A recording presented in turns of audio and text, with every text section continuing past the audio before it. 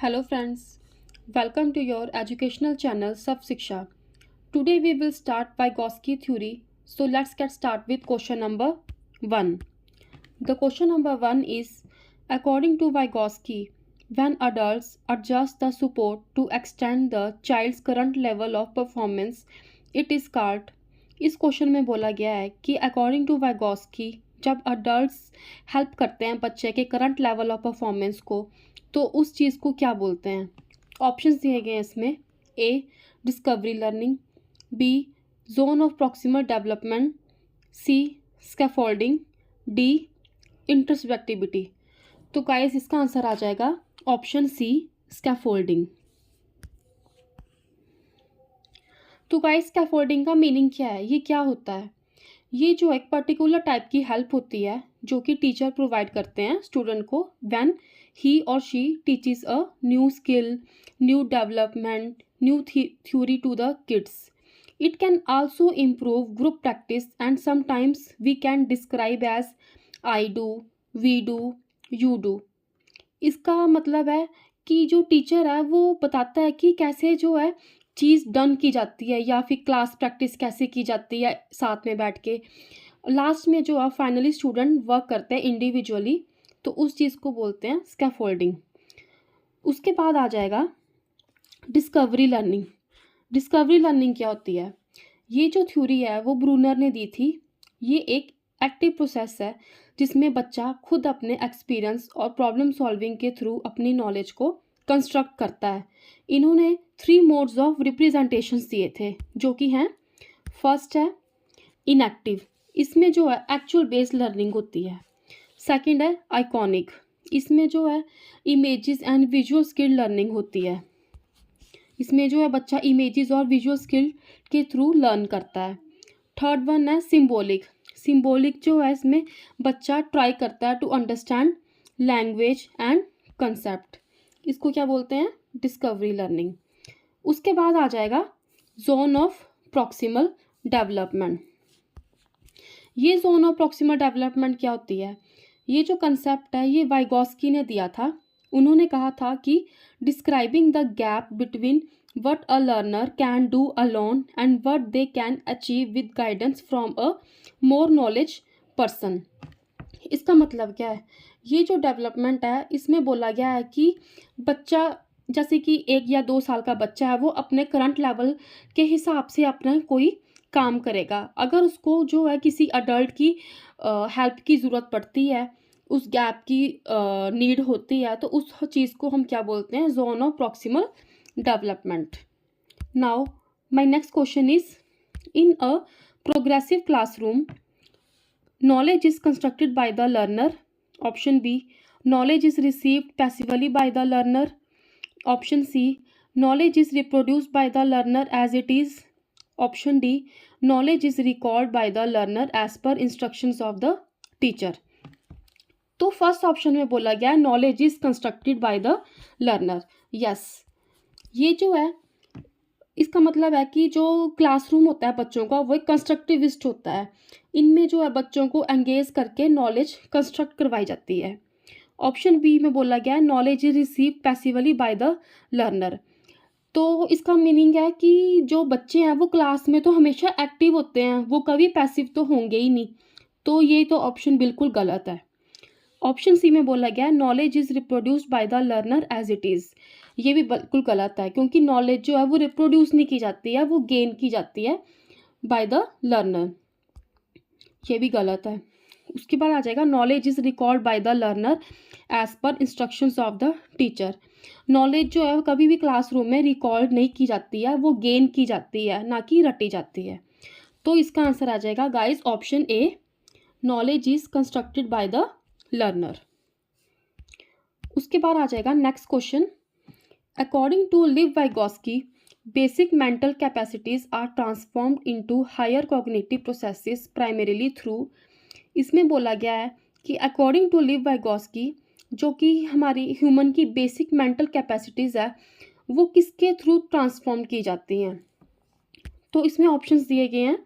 Option A adaptation and organisation, B rewards and punishment, C social interaction, D stimulus response association. तो guys इसका answer आ जाएगा option सी social interaction. कि जो हमारी मेंटल कैपेसिटीज़ है वो किसके थ्रू ट्रांसफॉर्म होती हैं, सोशल इंट्रैक्शन के थ्रू वो होती हैं। जैसे सोशल इंट्रैक्शन होगी, लैंग्वेज होगी, इंटरनलाइजेशन ऑफ टूल्स जैसे कि सिंबल्स, साइन, एंड ये जो जोन ऑफ प्रॉक्सिमल डेवलपमेंट या मोर नॉलेज पर्सन की गाइडेंस के थ्रू होता है। तो क्या आ जाएगा इसका आंसर, सोशल इंट्रैक्शन। इसमें बोला गया है कि अडेप्टेशन एंड ऑर्गेनाइजेशन, इसका मीनिंग क्या है? इसका मीनिंग है ये जो है अडेप्टेशन ऑर्गेनाइजेशन, ये जीन पियाजे ने दिया था। ये एक कॉन्टिन्यूस प्रोसेस है जो कि इंटरेक्ट करता है एनवायरनमेंट के साथ एंड लीड करता है development of schema. It consist of 2 complementary activities. First आ जाएगा एसिमिलेशन,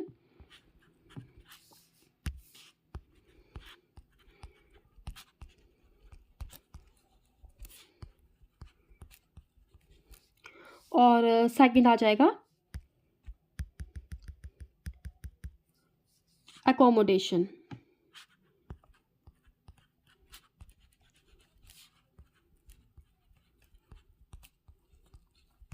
तो गाइज ये था अडेप्टेशन एंड ऑर्गेनाइजेशन। उसके बाद आ जाएगा रिवार्ड्स एंड पुनिशमेंट। जो रिवार्ड्स एंड पुनिशमेंट है वो तो स्किनर ने दिया था साइकोलॉजी में। और उसके बाद आ जाएगा डी स्टिमुलस रिस्पॉन्स एसोसिएशन, ये जो है ये भी स्किनर ने दिया था। तो इसका आंसर आ जाएगा गाइस सोशल इंट्रैक्शन, जिसके थ्रू जो हमारी बेसिक मेंटल कैपेसिटी जो है वो ट्रांसफॉर्म्ड होती हैं। उसके बाद आ जाएगा next question, question number 4। Question number 4 is constructivist such as Jean पियाजे and Lev Vygotsky view learning as. इसमें बोला गया है कि जो कंस्ट्रक्टिविस्ट थे जीन पियाजे एंड लीव वाइगोस्की, उन्होंने लर्निंग को किस तरह समझाया था या किस तरह उन्होंने अपनी थ्योरी दी थी। ऑप्शंस दिए गए हैं इसमें, A process of making by active engagement, B acquisition of skill, C conditioning of responses, D passive repetitive process. तो इसका आंसर आ जाएगा guys option A process of making by active engagement. इसका मतलब है कि जीन पियाजे एंड लीव वाइगोस्की ने बताया था कि क्लासरूम में बच्चे को हमेशा उनकी एक्टिव एंगेजमेंट होनी चाहिए, हर स्किल में, हर थ्योरी में, हर प्रैक्टिस में।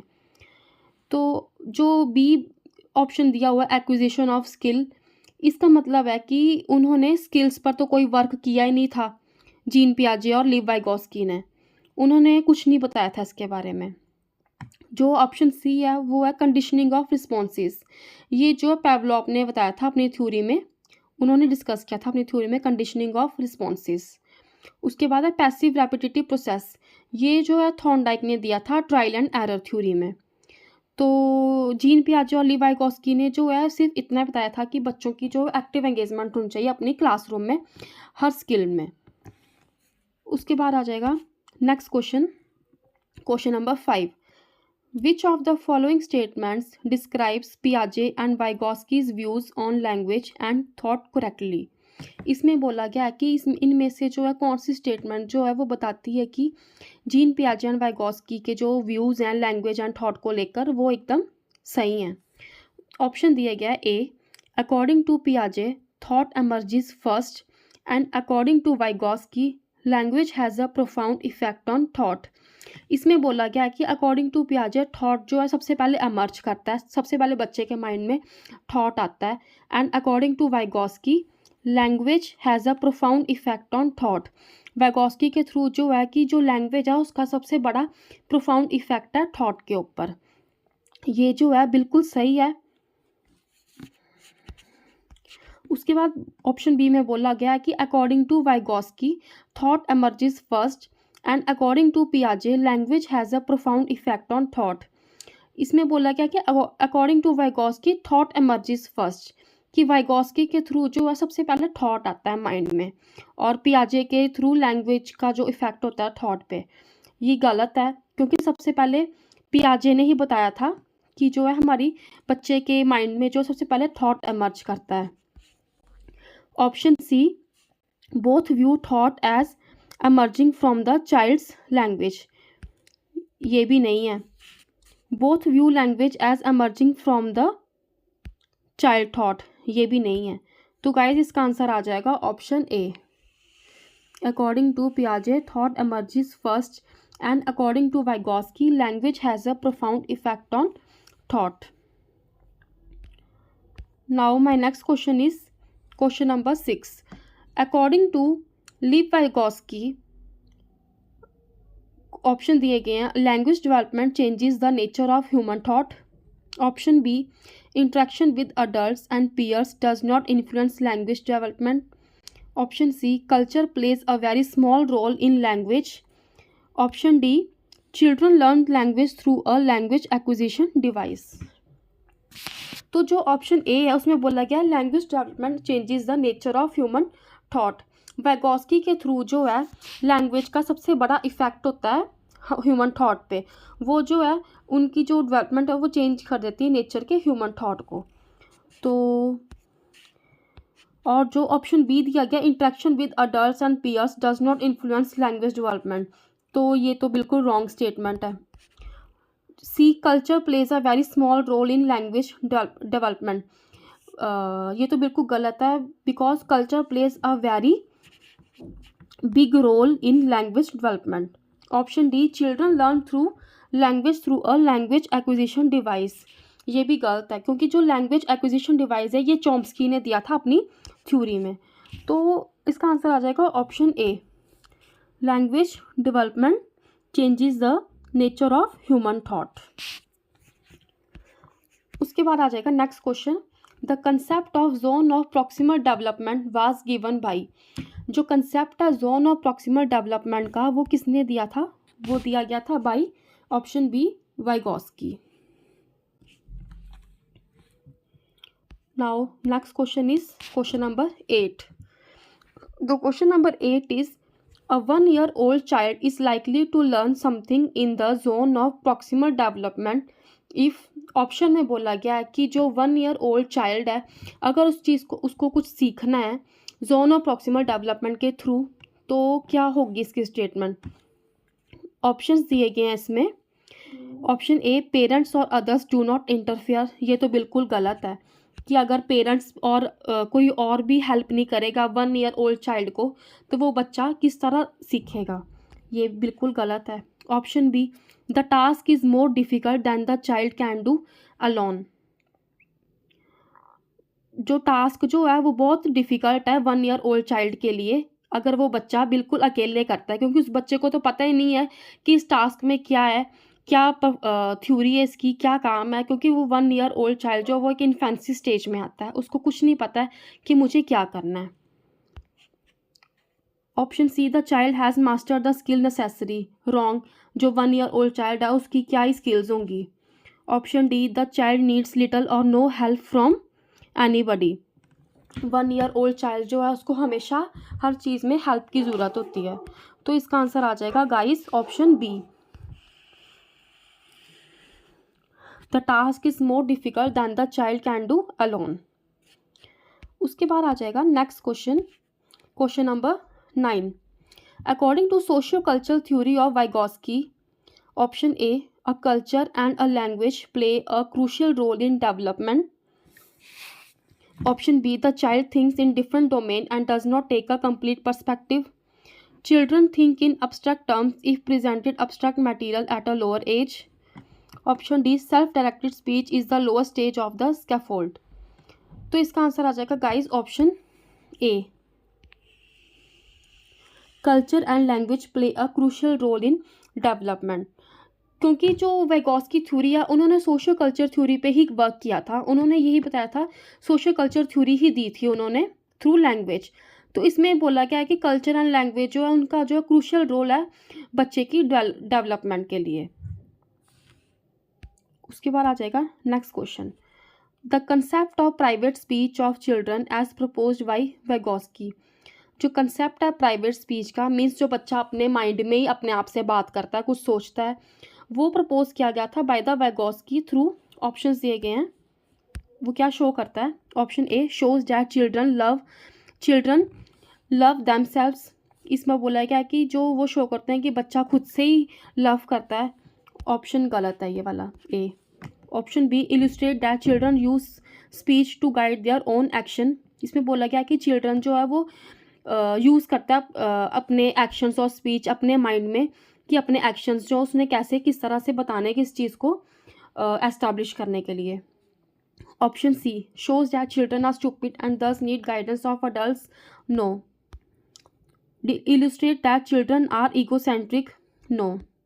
तो ऑप्शन आ जाएगा इसका guys option B, illustrates that children use speech to guide their own action. कि बच्चा जो है अपने माइंड में खुद की स्पीच क्या करता है, खुद से बातें करता है कि मैंने अपनी जो चीज़ें हैं वो किस तरह एस्टेब्लिश करनी है, किस तरह के अपने एक्शंस रिप्रेजेंट करने हैं।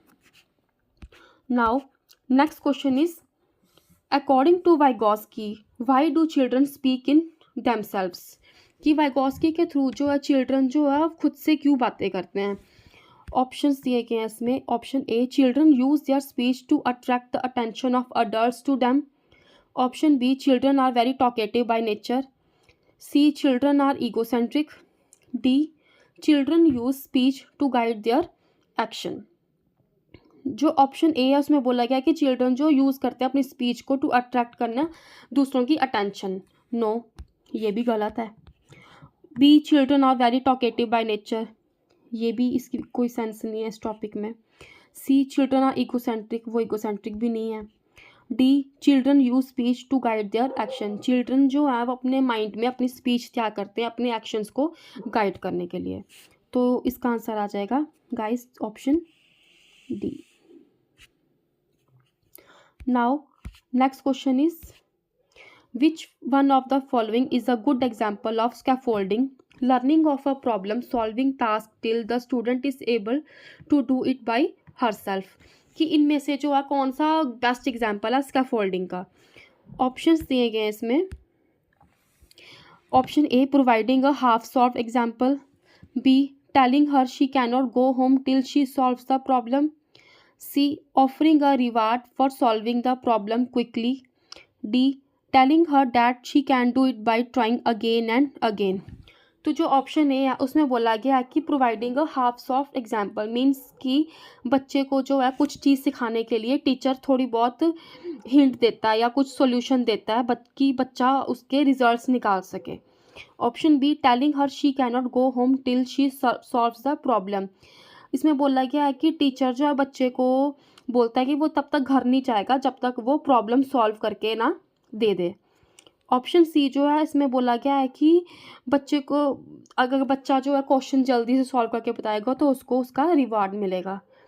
D, telling her that she can do it by trying again and again, कि बच्चे को बोलना कि वो तब तक ट्राई करता रहे जब तक उसका रिजल्ट ना आए।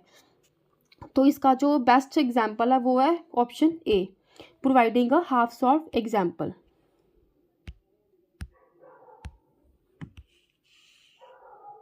कि बच्चे को कोई भी चीज़ सिखाने के लिए उसको थोड़ा बहुत टीचर जो है हिंट देता है, गाइड करता है कि इस चीज़ को हमने किस तरह लर्न करना है या किस तरह हमने सॉल्व करना है।